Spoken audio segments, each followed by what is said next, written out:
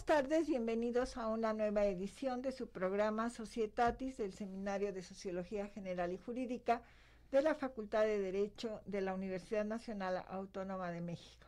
Nuestro reconocimiento y gratitud a la doctora Sonia Venegas Álvarez, directora de nuestra facultad, a la maestra Sara Mis Palma León, secretaria general del canal YUS, a Eduardo, a Rafael, y del seminario, a Luis, a Pao, a Carlos, y por supuesto a la maestra Amparo Apolinar, que con su apoyo y generosidad logramos este programa cada semana para estar con ustedes. El día de hoy estamos muy contentos, nos acompaña la maestra Elena Arrington Aviña, a quien le agradezco mucho que nos acompañe y que vengan otras posteriores asistencias a este programa. Ella nos favorece el día de hoy y vamos a hablar de un tema muy interesante que es el derecho y el sistema de salud, que tenemos todos muy fresco. Nos ha empezado a preocupar mucho la salud últimamente. Pero antes de iniciar nuestra conversación con la maestra Elena, cedo el uso de la voz a la maestra Amparo para que nos dé la síntesis curricular. Claro que sí, doctora. La maestra Arrington Aviña es licenciada en Derecho con maestría en Administración Pública y especialidad en Derecho Sanitario. Ha desempeñado diversos cargos públicos en distintas dependencias de la Administración Pública Federal por más de 20 años, entre las que destacan en la Secretaría de Salud como subdirectora de Organismos Internacionales y directora de Asuntos Multilaterales, asesora de Asuntos Internacionales en la Coordinación de Asesores de la Subsecretaría de Prevención y Promoción de la Salud, directora general de Mensajes y Política Internacional en la Coordinación de Asesores de la Secretaría de Salud, asesora en la Oficialía Mayor de Semarnat, coordinadora administrativa de Indautor. Actualmente trabaja como consultora independiente en proyectos internacionales en materia de Derecho Sanitario y Salud Pública y, por supuesto, una distinguida académica de nuestra Facultad de Derecho. Bienvenida, maestra.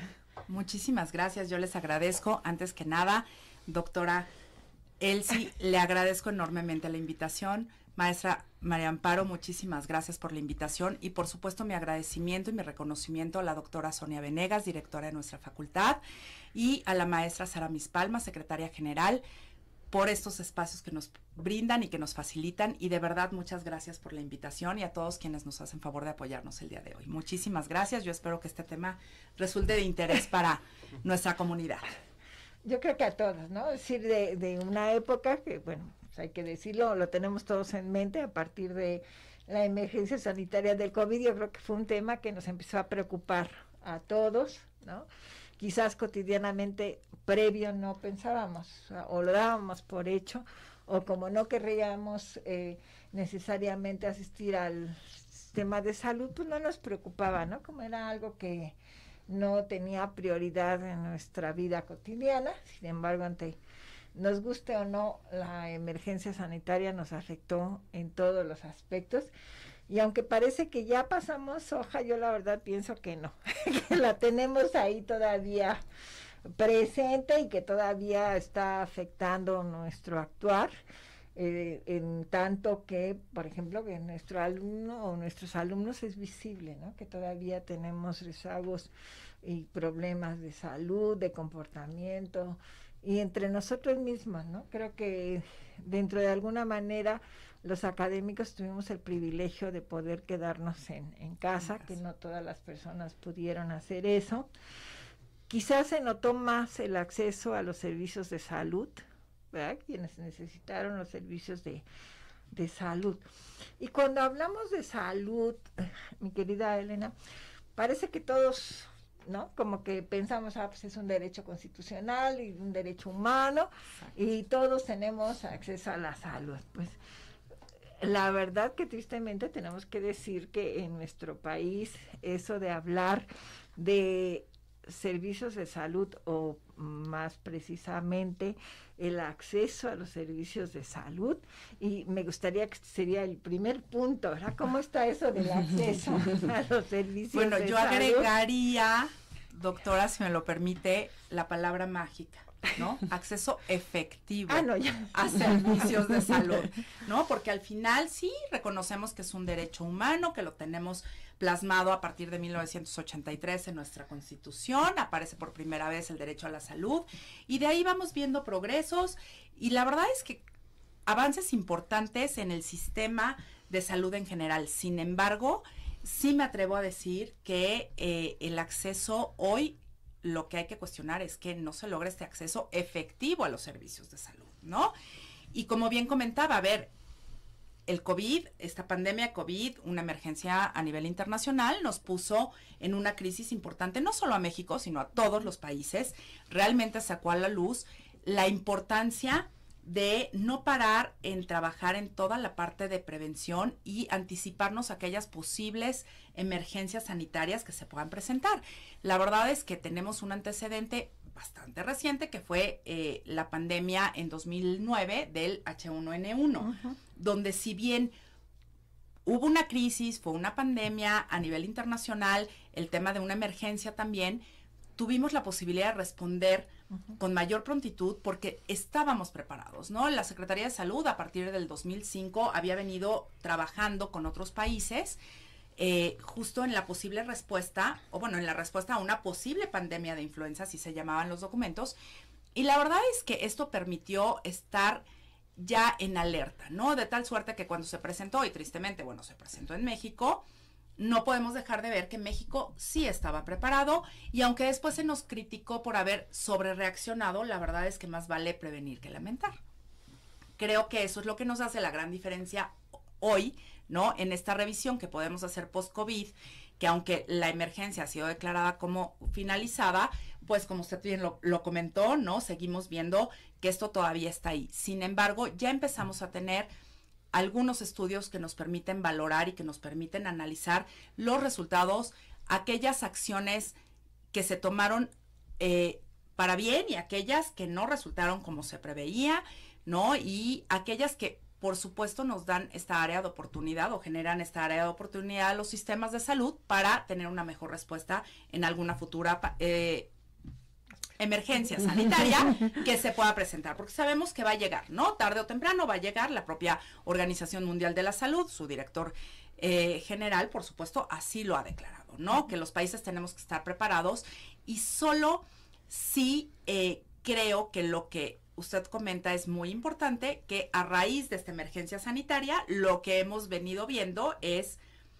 una mayor necesidad de acceso a los servicios de salud, ¿no? Para recibir atención médica, y ahí es donde nos hemos encontrado, ¿no? Con que hoy lo que tenemos es un panorama que tenemos que traducir en un reto, ¿no? Vamos a ser optimistas y tenemos que traducirlo en un reto, en un área de oportunidad, y este panorama pues nos indica que la población no está recibiendo los servicios y no está recibiendo tampoco los medicamentos. Esa es la realidad hoy. Claro, por supuesto. En este sentido, maestra, justamente a partir de la infraestructura que existe para la atención de la salud, incluso pues se han distinguido diversos niveles de atención, ¿no? Destacaríamos la atención primaria. ¿Usted considera que ahí es donde debemos de poner, diríamos, el punto de énfasis?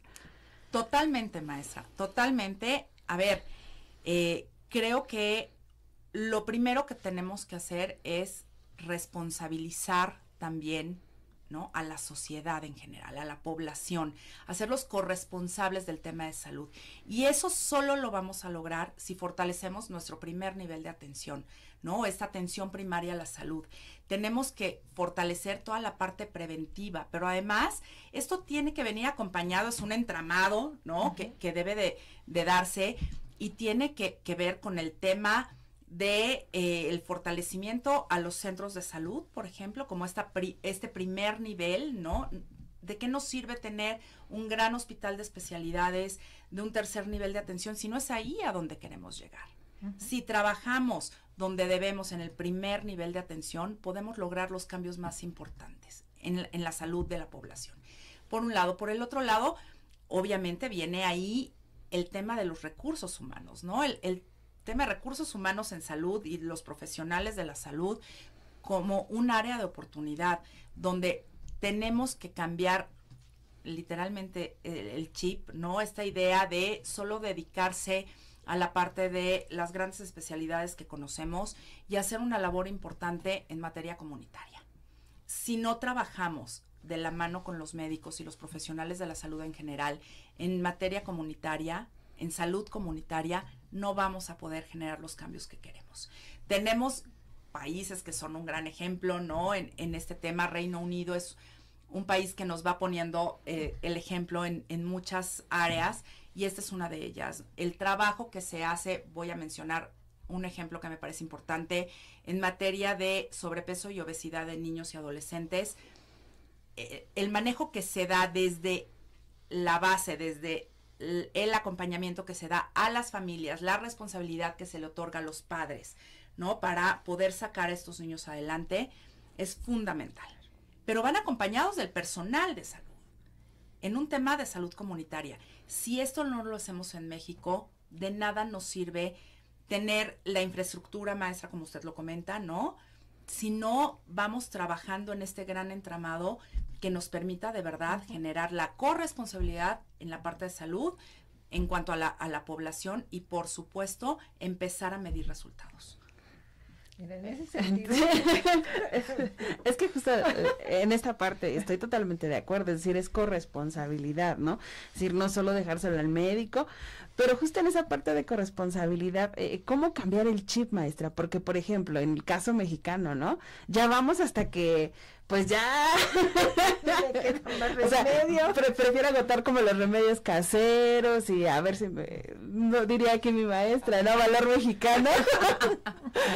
Pero eso implicaría un cambio de chip, ¿no? De decir, a ver, ¿tienes alguna situación? Pues inmediatamente, ¿no? A ver, maestra, con toda la razón, porque ahí es donde tenemos que trabajar.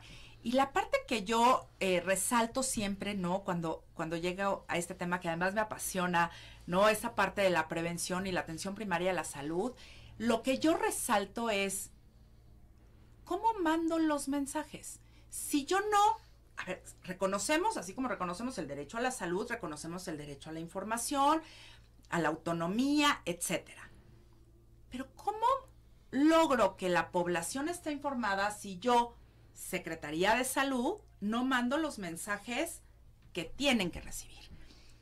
Las campañas en materia de salud han sido y seguirán siendo la diferencia en el éxito de cualquier política pública o programa exitoso en materia de salud. Si yo quiero que la población se involucre, les tengo que dar la información. Más allá de que tienen el derecho a recibir información clara, confiable, basada en evidencia, y que a eso está obligado el gobierno, por supuesto la población tiene que ser consciente de la importancia que tiene el involucrarse en ello. Pero por el otro lado, y no puedo dejar de ver, porque también habrá quien diga, ¿y cómo le hago si no solo no recibo la información, sino que tampoco tengo los recursos, ¿no? Para ello. ¿Por qué? Porque como yo lo comento, cuando hablamos de este tema, seguir un poquito con este ejemplo de sobrepeso y obesidad, a lo mejor logro transmitir la importancia, pero me sigue saliendo más barato comerme en la calle 5 tacos de canasta que una ensalada. Claro. Claro, por supuesto. ¿Cómo logramos esto? Y entonces aquí viene este trabajo fundamental que hay que hacer a nivel intersectorial, ¿no? Para abatir estas diferencias. Si no logramos disminuir estos rezagos que hay en otras materias, ¿no? No podemos incidir en el tema de salud. Si no logramos generar estos cambios que tienen que ver con las determinantes sociales de la salud, que no dependen de la población como tal, que es ahí donde el gobierno tiene que entrar con programas sociales. Pero si a lo mejor trabajo o desarrollo los programas sociales y no voy de la mano con la Secretaría de Salud, o si la Secretaría de Salud hace algún cambio, genera una nueva política pública y no va de la mano con desarrollo social o con educación, la Secretaría de Educación, por ejemplo, ¿cómo le hacemos para llegar? Creo que aquí lo primero que tendríamos que pensar es en la importancia de este trabajo que tenemos que hacer en los distintos sectores, ¿no? Para poder incidir directamente en la población. Yo pensaba en esto que estabas diciendo precisamente, ¿no? Es decir, y que va, nos guste o no, muy vinculado al problema económico, ¿no? Es decir, lo que decías hace un momento, de que, pues tristemente, ¿no? Pues la ensalada está muy bien, muy saludable, ahora con este calor que tenemos, nos vendría muy bien, pero ¿cuánto nos cuesta una ensalada? Ya en tu hogar, ¿eh? No quiero hablar de ningún restaurante ni nada, sino en tu hogar. En el... Yo no me acuerdo si es un semestre o 2 semestres, ya no me acuerdo muy bien. Tenemos chicos de primer ingreso, como bien sabes, hemos compartido grupo, y tienen muchos problemas porque después de la pandemia, pues no era lo mismo, como yo les decía, levantarse del 5 para las 7 para ponerse junto a la pantalla. Cuando regresamos a presencial, pues sabemos que muchos de nuestros alumnos hacen 2 horas o 2 horas y media en llegar. ¿Qué pasaba con esto? Que no desayunaban. Y entonces me empecé a dar cuenta que en los grupos con mucha frecuencia, por no decir casi todas las sesiones, pues tenía yo 2 o 3 que se tenían que ir al servicio de salud, al servicio médico, se me estaban desmayando, y entonces ya en mi desesperación, un día les digo, ¿no? Hablando de esto, les digo, miren, yo sé que a las 5 de la mañana o a las 6 de la mañana, pues no se antoja tomar ningún alimento, ¿no? Pero cuando lleguen aquí, pues de perdida, y así lo dije, tómense una Coca-Cola y unas papitas. Bueno, mi ayudante se cayó desmayado del susto, porque esa es la triste realidad, es decir, al final le sale más barato una Coca-Cola y un bueno, ya no sé si hay gansitos en mi época, o dona, lo que sea, ¿no? Tristemente esa es la realidad, ¿no? Pero bueno, pues coman algo. Y nosotros también, ¿no? Hay que decir, eso de la vitamina T, pues es sensacional, ¿no? Todo nos gusta. Pero cuando nosotros, y este es el primer punto, es decir, cualquier enfermedad tiene una relación directa con nuestra alimentación, con los hábitos. Y obviamente sabemos que México ocupa de los primeros lugares en obesidad infantil, porque además tenemos una imagen de que si lo vemos gordito es que está saludable, ¿no? Cuando es todo lo contrario, ¿no?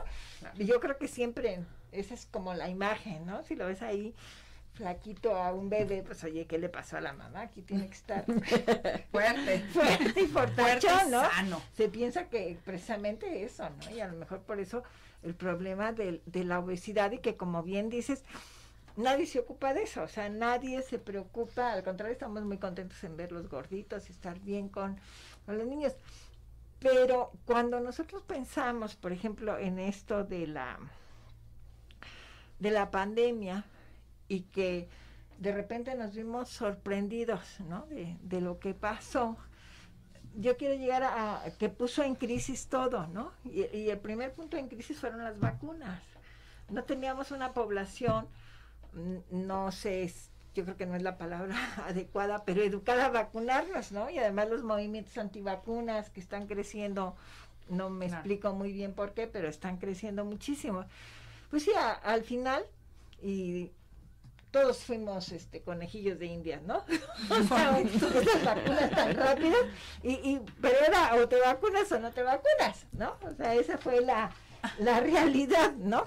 Y que ahora tristemente pues nos estamos dando cuenta que los mismos laboratorios están indicando que pues no estaban muy seguros y ahí fuimos todos a vacunarnos, ¿no? No vamos a decir nombres para que no digan. Para que no haya problema. Para que no haya problema. Pero que además esto fue a nivel mundial, porque llegaron las vacunas y o tenías 2 opciones, te la pones o no te las pones, ¿no? Los valientes fuimos y nos pusimos las vacunas. Pero también creo que no hay un hábito en relación a esto, ¿no? De prevenir, como bien decía Amparo, ¿no? O sea, vamos al médico cuando ya no nos queda. Y todavía creo que las mujeres vamos antes que los caballeros, ¿eh? Doctora, yo voy a tener que hacer un comentario que no me encanta. Pero a ver, yo creo que en el tema de vacunas, antes de COVID, vamos a poner el antes y el después.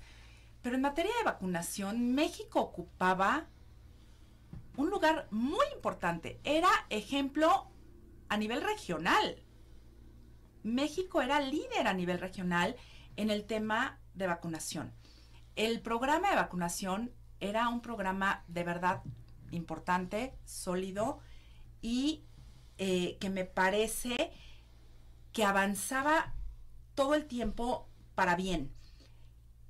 de repente empezamos a tener problemas respecto de escasez de alguna vacuna y eso empezó a verse reflejado en esquemas de vacunación incompletos. Estamos hablando de esquemas de vacunación a nivel infantil, ¿no? Que ahí sí nos pegan, porque además sabemos que los primeros 6 años de edad se cubre la primera parte de este esquema y los refuerzos vienen a los 12 años. Las campañas eran fuertes, las semanas de vacunación se llevaban a cabo, bueno, o semanas de salud posteriormente, ¿no? Se les llamó, se llevaban a cabo 3 veces al año, con un impacto importante. No solamente era el tema de ven y te vacuno, sino recibes información en salud y recibes a lo mejor el suero vida oral, etcétera. Lo que empezamos a ver después fue que llega COVID, aquellos esquemas que todavía tenían posibilidad de completarse se quedaron totalmente incompletos. Y hace una semana justamente les compartía yo a los chicos en clase, ¿no? Les decía, a ver, vengo contenta porque acabo de escuchar un anuncio de la Secretaría de Salud donde están invitando a la población a completar los esquemas de vacunación. Esto no había sucedido. Entonces, es muy importante reconocer que hoy sí se está volviendo a hacer un esfuerzo para completar estos esquemas de vacunación. Pero cuando aparecemos con el tema COVID, aquellos que nunca se habían preguntado o cuestionado si una vacuna era buena o no, lo hacíamos porque estábamos convencidos de ello, porque además eran los mensajes que recibíamos por parte de las autoridades sanitarias, pues de repente llega COVID y todo el mundo se lo empezó a cuestionar. Si la vacuna venía de Rusia, si venía de China, íbamos a hablar chino o ruso, ¿no? Nos íbamos a convertir en no sé cuántas cosas, pero además este gran cuestionamiento de ¿qué me están poniendo? ¿No? Y si bien, como usted lo dice, doctora, nos convertimos todos en conejillo de indias, también la pregunta que teníamos que hacernos era, ¿qué prefiero? ¿Estar vacunado o no estarlo? Y la respuesta para mí fue inmediata y de decir, yo prefiero estar vacunado, ¿no? Si eso me cubre, pero esa no es la lectura que en general se dio. Y tenemos países a lo largo del mundo, ¿no? Que sabemos que el éxito en cuanto a la vacunación es casi nulo, es un porcentaje muy bajo. Tenemos estados donde no se logró la vacunación. Y tenemos otros, por ejemplo, en África, ¿no? En el continente africano se dio donde se logró que tuvieran el acceso a la vacuna y la población simplemente dijo no, por un lado. Y al otro se suma la parte de falta de recursos humanos en salud que pudieran llevar a cabo la aplicación de la vacuna. Entonces la vacuna se quedó guardada en una bodega y terminó tirándose a la basura. Hoy tenemos estos casos de vacunación que hay que cuestionar justo, ¿no? Estos antivacunas. Pues yo les digo, a ver, aquí tendríamos que revisar sí desde los derechos humanos, ¿no? La posibilidad de decidir, pero a la par, hasta dónde el interés colectivo en materia de salud debiese de estar siempre por encima del interés individual. Mi querida Elena, vamos a tener que suspender nuestra conversación tan agradable. Tenemos que ir a una pausa y regresamos de inmediato. Continuamos con ustedes en nuestro programa Societatis. El día de hoy estamos ocupándonos del derecho y sistema de salud. Nos acompaña y estamos muy contentos la maestra Elena Arrington Aviña. Hemos estado conversando de estos problemas de salud y como es habitual en nuestro programa, vamos a ceder el uso del micrófono a los que nos acompañan y en este caso a través de la voz de Luis, para que te haga pues, algunas de las preguntas o las inquietudes que han surgido de nuestras conversaciones. Por favor, Luis. Claro, muchísimas gracias. Gracias por acompañarnos, profesora. Mucho de nuestra audiencia ha tenido esta preocupación, puesto que también son alumnos, y como lo han mencionado, muchos de ellos llegan a sus clases y llegan a veces cansados o llegan a dormirse prácticamente porque hay una mala alimentación. Se preguntan cómo nosotros como alumnado podemos regular, mejorar esta alimentación para que sea balanceada, porque como hemos visto, la alimentación no solamente afecta en el aspecto de la educación, sino también en el aspecto emocional. Dejas de rendir en la escuela. Hay implicaciones que desde lo económico perjudican a la alimentación, a lo emocional, a lo social. Entonces, Este es uno de los cuestionamientos que se hacen en nuestra audiencia. Muchas gracias, Luis. A ver, a mí me parece que es un tema muy interesante y regresaría un poco a esto que comentábamos, ¿no? En el bloque anterior, donde decíamos, la población sí sabe, la población reconoce o reconocemos en general que tenemos problemas importantes. Y también se hizo un esfuerzo muy interesante de trabajar conjuntamente con la Secretaría de Educación y hoy los niños desde primaria llevan esta materia que se llama vida saludable, ¿no? Les enseñamos a los niños que hay que comer, el plato del bien comer, la jarra del bien beber, etcétera. Es interesante, por supuesto, solo que en nuestra vida diaria, cotidiana, no podemos o no tenemos a veces las posibilidades y a veces es un tema de tiempo, ¿no? También, como bien lo decía doctora, pues los alumnos, ¿no? Salen 2 horas antes de su casa para poder llegar a clase 7.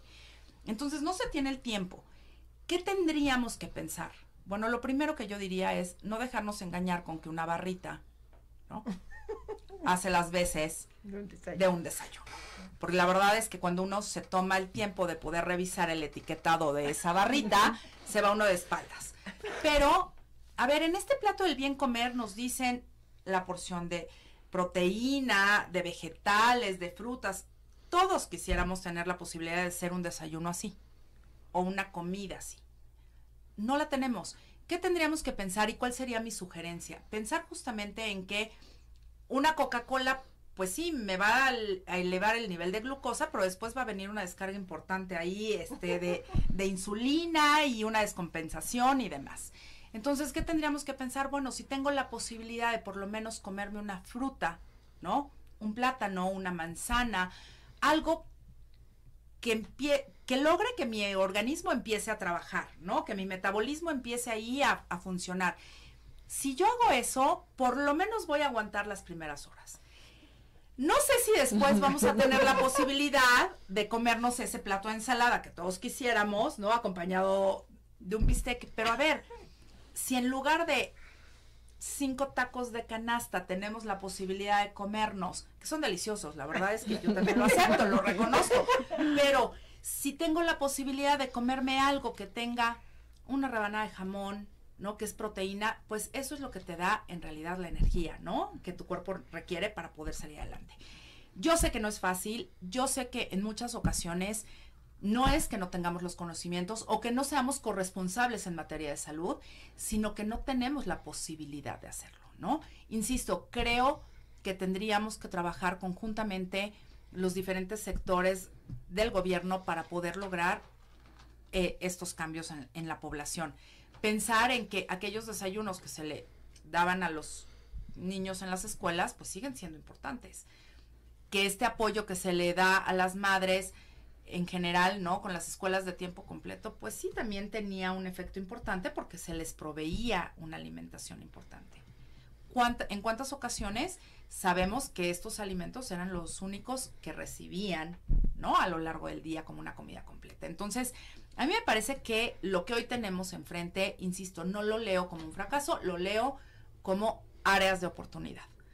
El fortalecimiento en materia preventiva tiene que ver con esto y tiene que ver con lo que platicábamos de las determinantes sociales de la salud y ahí tenemos que poner el ojo y tenemos que trabajar de manera muy intensa con la población. Y Luis, no sé, habías comentado, creo, también otra... Sí, por supuesto, mire. Para empezar, le envían un afectuoso saludo a alguno de sus alumnos que cursó con usted. Muchas y sobre gracias. todo, frente a esta inquietud, se plantean, usted menciona que no considera que ha sido un fracaso, pero muchos se preguntan si realmente se está protegiendo completa y adecuadamente el derecho fundamental y humano a la salud. Mencionábamos, tenemos el derecho a la información frente al derecho de la salud y la posibilidad de elección, en este caso remontándonos a 2020, en la pandemia, de aquellas personas quienes decidirían, yo no me quiero poner la vacuna.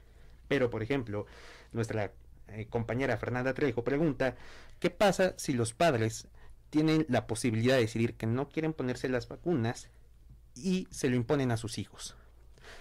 ¿Estarían protegiendo completa y adecuadamente su derecho a la salud?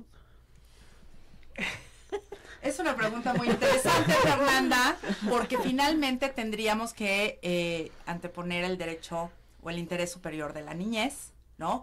El gran problema en estas situaciones es que siempre que hablamos de salud y de menores, pues llegamos al punto en el que nos tenemos que preguntar quién representaría a ese menor, ¿no? O los derechos de ese menor en contra de una decisión que puedan tomar sus padres o tutores.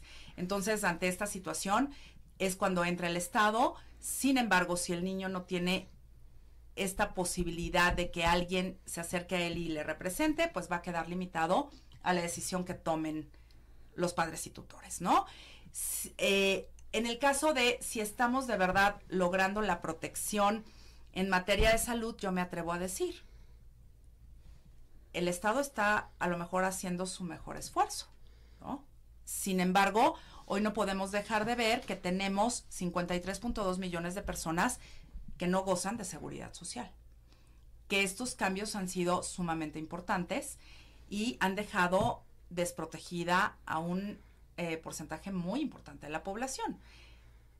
Sabíamos que a falta de seguridad social, llámese IMSS, ISSSTE, SEDENA, CEMAR, ¿no? O sea, el servicio que fuese, tenían seguridad social y quienes no, pues bueno, se creó a partir del 2003, ¿no? Se gozó de el Seguro Popular.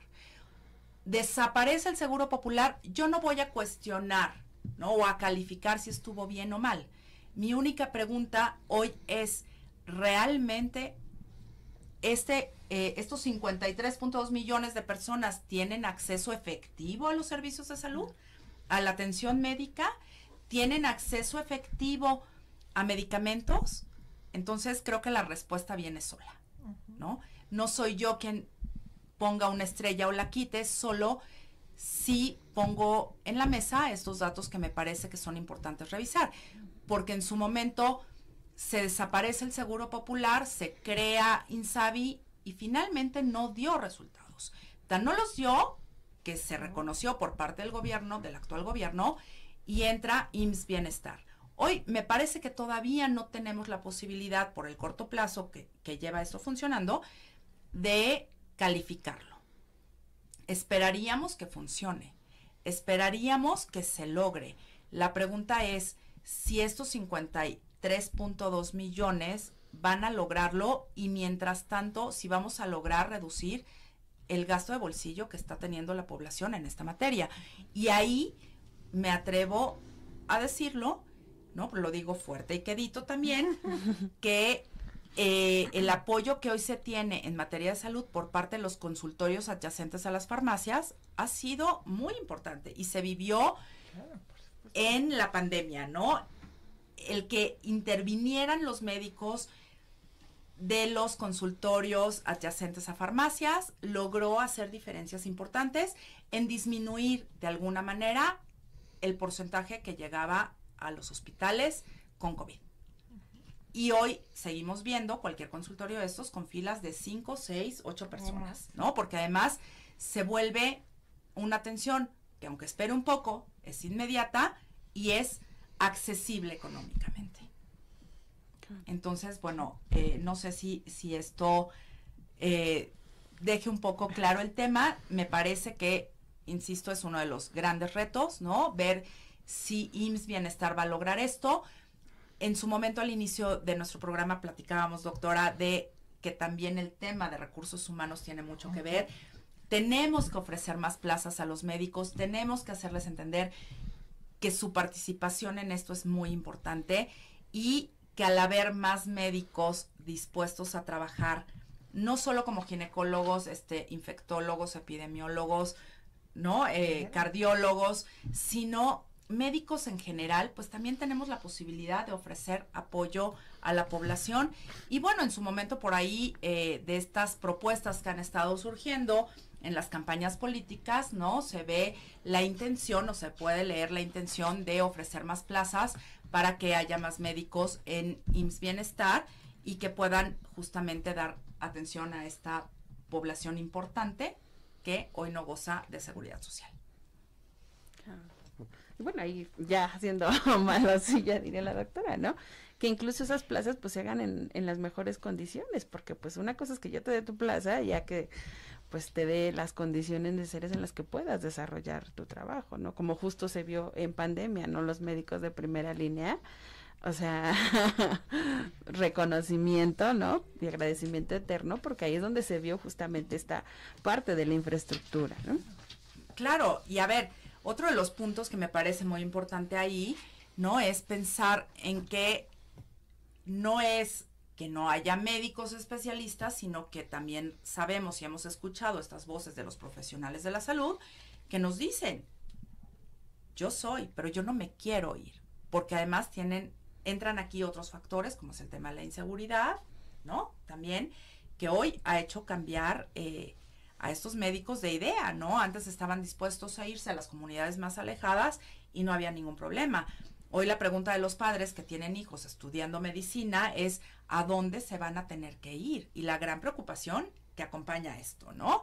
Y en el tema, por ejemplo, de los médicos, por ahí tenía yo un dato que si lo encuentro, lo comparto, pero es un dato muy interesante donde justamente, ¿no? México está dentro de los primeros lugares, bueno, es el primer lugar en cuanto a muerte de personal o profesionales de la salud, ¿no? Médicos y profesionales de la salud, en COVID. ¿Por qué? Porque no les dimos o no les garantizamos todos los puntos de seguridad indispensables que requerían para poder atender a la población. O sea, estuvieron expuestos de manera muy importante. No, la verdad que nuestro reconocimiento a los médicos, ¿no? Porque verdaderamente de la nada estaban atendiendo, o sea, es una vergüenza que México sea el primer país en muertes de personal sanitario, ¿no? Exacto. Y que además, tristemente, porque estas imágenes dieron yo creo que la vuelta al planeta ahora con los medios de comunicación, personal sanitario que estaba protegiéndose con bolsas de basura, o sea, o haciendo sus propios cubrebocas, o sea, eso es una cosa infame. No estamos aquí porque todos somos abogados, pero tenemos compañeras que tienen hijos médicos, ¿sabes qué angustia pensar? Es como para decirte, a ver, vente a la casa y enciérrate conmigo, ¿no? Si no les damos las condiciones sanitarias, es un dato pues muy triste, ¿no? Saber que tenemos ese primer lugar como otros negativos que se tienen. Y ¿no? por lo mismo los expusimos a muchísimas cosas, no solamente a un tema de estar expuestos al virus directamente, sin las medidas de seguridad necesarias para su atención, sino que salían de los hospitales y no podían salir, ¿no? Vestidos de blanco. Mientras en otros países se les aplaudía, ¿no? En el nuestro se les lastimaba. La verdad es que se les lastimaba y se les discriminaba por temor, ¿no? Y por desconocimiento, y justo porque también sabíamos que no estaban gozando de estas medidas, ¿no? Pero bueno, nuestro desconocimiento respecto al virus y nuestro miedo, no infundado, pero sí este miedo real que tenía la población, que teníamos como población, pues bueno, nos hizo tal vez maltratarlos, ¿no? Lo cual hoy me parece que es muy cuestionable. No, y sobre todo eso, es decir, realmente no hubo vacunación para el personal sanitario, es decir, aquí tenemos que decir, primero se vacunó a los maestros que a los médicos, ¿no? Es decir, claro, visto desde la academia, dices, pues menos mal que no. Los médicos se vacunaron por edad, o sea, los médicos adultos mayores, pues sí les tocó, pero los que estaban en primera línea pues eran los jóvenes, sobre todo estudiantes de nuestra universidad que estaban en primera línea de actividad, ¿no? Entonces dices, ¿cómo va a ser que además esas reacciones, ¿no? Que hubo muchas de violencia y de ataques a los médicos es cuando están pues casi a lo primitivo, ¿no? Es decir, tú te preguntas cómo en un país primero vacunas a otros, ¿no? Por edad o por los maestros, eso yo creo que prioritariamente, y nunca tuvieron un sitio, o sea, los que se vacunaron fue por edad, no porque se acabaron las vacunas y a los médicos nunca les tocó, ¿no? Tengo por aquí, doctora, si me lo permite, y me parece que es un punto, maestra, que viene, ¿no?, al caso por lo que estábamos comentando. Es un reporte de la OCDE, ¿no?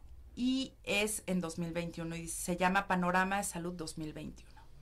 A los trabajadores de la salud corresponde cerca del 8% de los casos de COVID en nuestro país. y cerca del 2% de las muertes por enfermedad. Entonces, bueno, pues eso nos tiene, y esto solo en 2021, ¿no?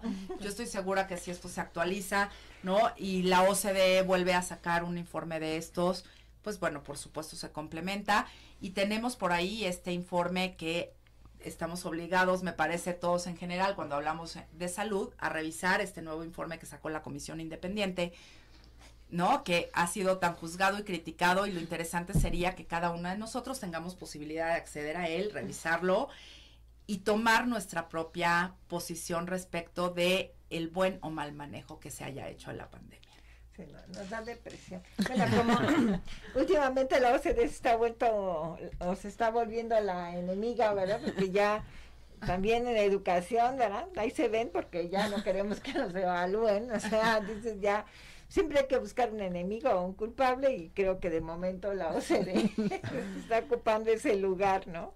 Bueno, pero me parece interesante, hoy se critica esto por un tema político, ¿no? Por el momento político, por el que está atravesando el país. Sin embargo, yo me atrevería a decir, creo que tenemos que revisarlo con ojos de optimismo y pensar cuáles son aquellas situaciones en las que lo que pasó, pasó.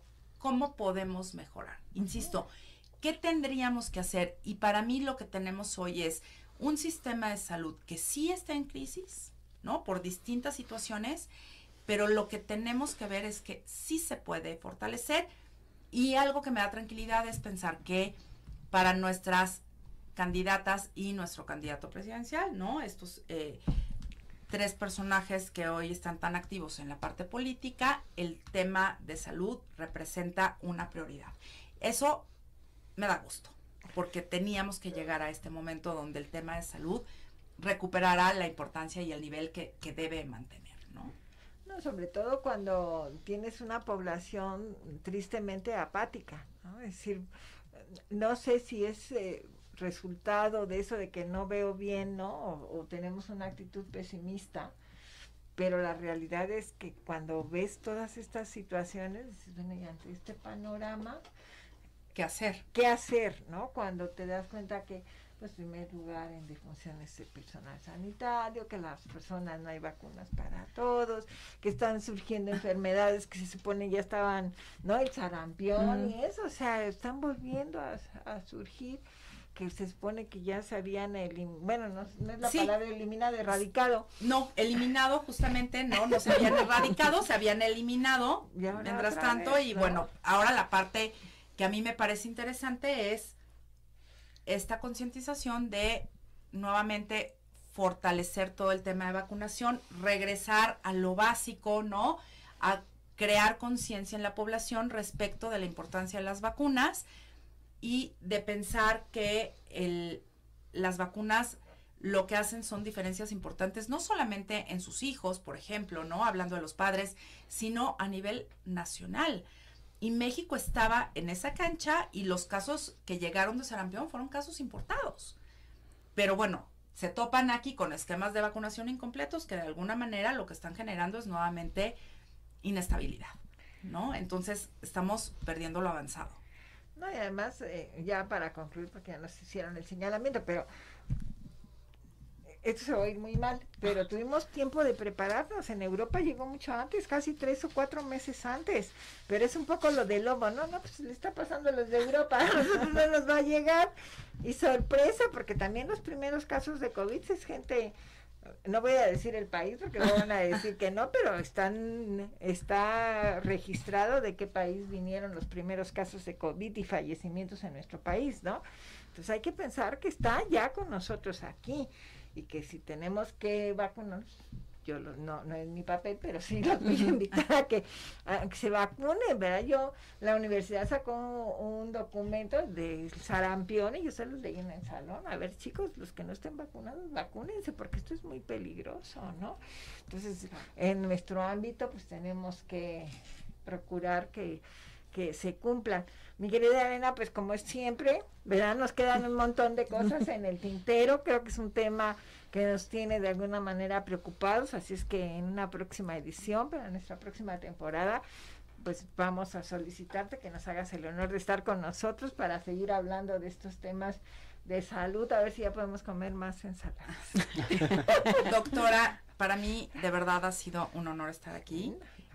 Gracias nuevamente por la invitación, por pensar en mí, y yo solamente les pediría, ¿no? En general mandaré un mensaje de cierre de decir, por favor, todos debemos de ser conscientes respecto de la importancia que tiene prevenir en nuestra salud, ¿no? Trabajar con respecto a nuestra propia salud, y con ello vamos a lograr incidir en estos números horrorosos de sobrepeso, de obesidad, de diabetes, por supuesto, en todo lo que tiene que ver con hipertensión, con enfermedades cardíacas, que es una de las principales causas de muerte en nuestro país. Entonces, creo que ahí es donde tendríamos que trabajar, pero todo es, como lo dije en un inicio, materia preventiva, corresponsabilidad, y nos toca apoyar al gobierno, esperando que el gobierno nos ponga todo lo que requerimos.